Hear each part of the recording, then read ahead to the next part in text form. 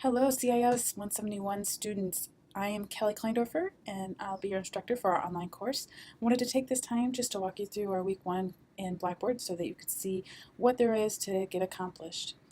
After you watch this video, if you have any questions, feel free to hit up the discussion board and ask it inside of the forum so that everybody can get the benefit of the answer. Turning to our attention to our Blackboard course, whenever you log into Blackboard into our specific course, you'll be dropped into the announcements section.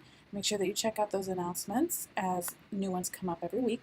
If you use that side dropout or side pop-in handle here, that'll allow you to pop out our course menu so that you can see our syllabus and our other pieces. Most of the time you're going to spend in course content and my grades, but I do want to point out a couple things inside of the syllabus as we get started.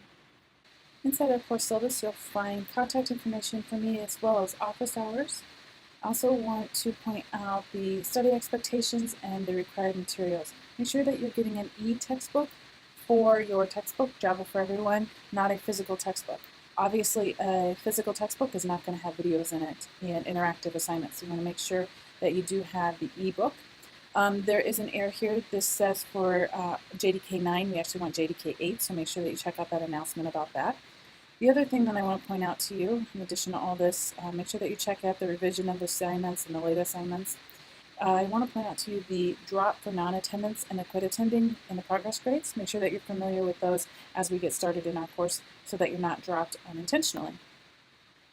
Turning back to Blackboard, going to pop into your instructor real quick. You can see the information about me here. Tools has got important stuff like how to email us. If we have any online sessions, you can access those through there. My grades, make sure that you're checking out my grades often.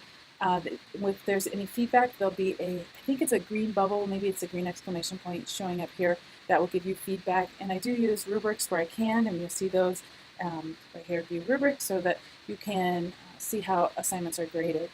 And you'll want to make sure that you get things submitted early, so if you have any errors, you can always revise them. You can visit that portion of the syllabus for more information.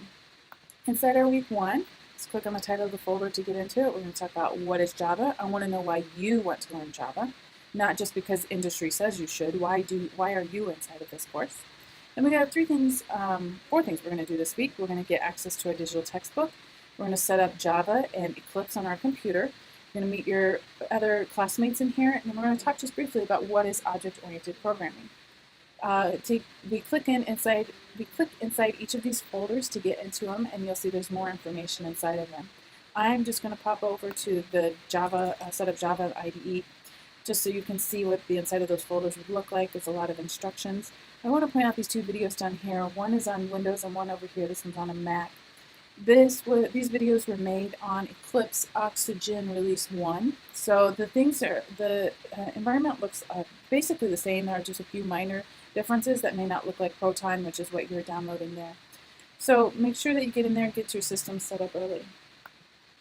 I also want to point out to you down here at the bottom, help forum. Every week there's a link to this particular help forum. You can go in here and click the subscribe button, and you'll get an email now when somebody posts questions to that help forum. I have been known to give extra credit for answering questions inside of the help forum.